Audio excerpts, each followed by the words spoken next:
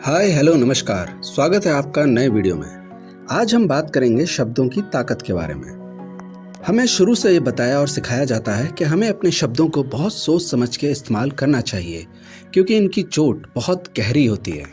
शब्दों की ताकत नजर नहीं आती, मगर इनकी चोट बहुत गहरी होती है।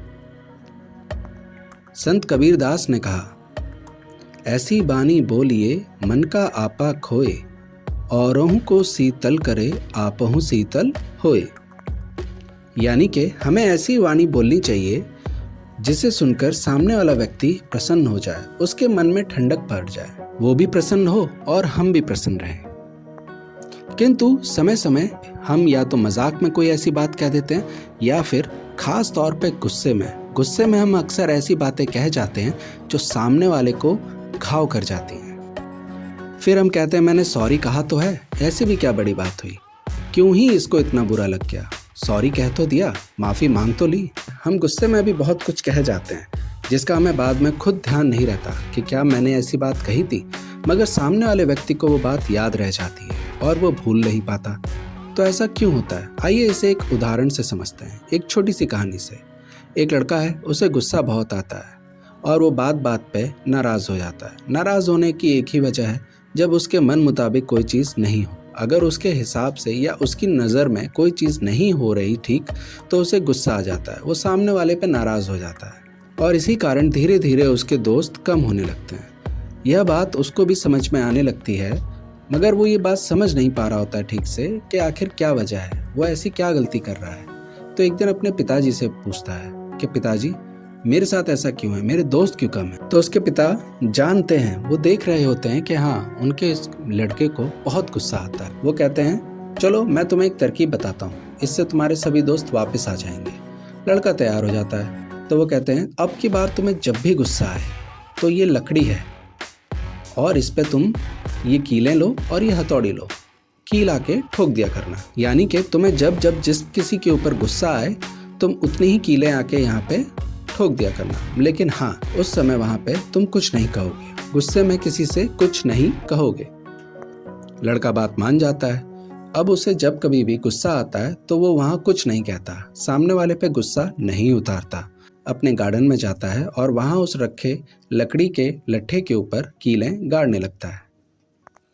ऐसा करते करते लगभग एक हफ्ता बीत जाता है और उसको दी हुई वो सभी कीलें वो उस लकड़ी में गाड़ देता है। संडे का दिन आता है और वो फिर अपने पापा के पास जाता है। वो कहता है पापा, आपने जैसा कहा था गुस्सा आने पर इस लकड़ी में कील को गाड़ने के लिए, मैंने वैसा ही किया है, लेकिन अब मेरा गुस्सा शांत नहीं हुआ, लेकिन हाँ, मैंने सारी कीलें खत्म जरूर कर दी हैं, अब क्या करना है। उसके पापा कहते हैं कोई बात नहीं, अब तुम बस इतना करना कि अब जब तुम्हें गुस्सा आए तो इन कीलों को वापस से निकालना।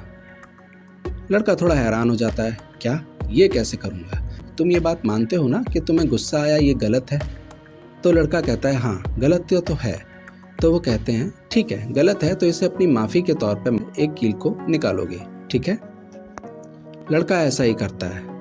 अब उसे जब किसी के ऊपर गुस्सा आता है, फिर बाद में, उस समय वो कुछ नहीं कहता, तो बाद में वो रियलाइज़ करता है कि मुझे इससे माफ़ी कहनी चाहिए, तो वो जाके वहाँ से कील निकालता है। इस तरह करते करते वो सभी कीलें निकाल लेता है। उसे कील निकालने में थोड़ी मुश्किल ज़रूर होती है, मगर वो निकाल लेता है। फिर अपने पापा को बताता है कि देखिए, आपने जो बताया था मैंने वैसा ही किया, जब मुझे गुस्सा आया तो मैंने इसमें कीलें गाड़ दी, और अब जब मुझे उसका रियलाइजेशन हुआ कि मुझे गुस्सा नहीं करना चाहिए तो मैंने ये कीलें निकाल दी, अब क्या करना है। उसके पापा उसका हाथ पकड़ते हैं और लकड़ी के ऊपर उस हाथ को फिराते हैं और कहते हैं क्या महसूस किया।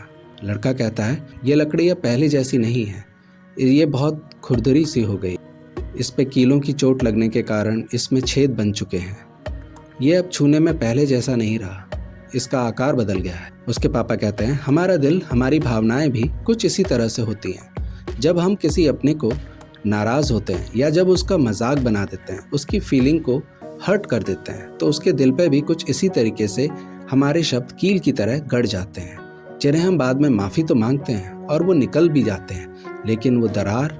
लड़का इस बात को समझ जाता है। हमें सोचना चाहिए, क्योंकि बोली हुई बात वापस तो ली जाती है, मगर उस चोट को ठीक नहीं किया जा सकता। तो दोस्तों याद रहे, गोली से लगी चोट ठीक हो सकती है, मगर बोली से लगी चोट ठीक नहीं होती।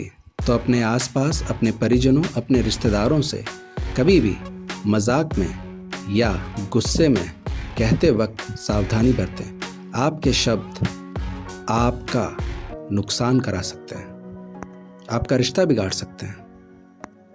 हमें अपने शब्दों का चयन बहुत सोच समझ के करना चाहिए। आज की स्टोरी पसंद आई हो तो लाइक करें और अपने दोस्तों के साथ शेयर करें। हमारे साथ बने रहें। Keep subscribing, keep following. धन्यवाद।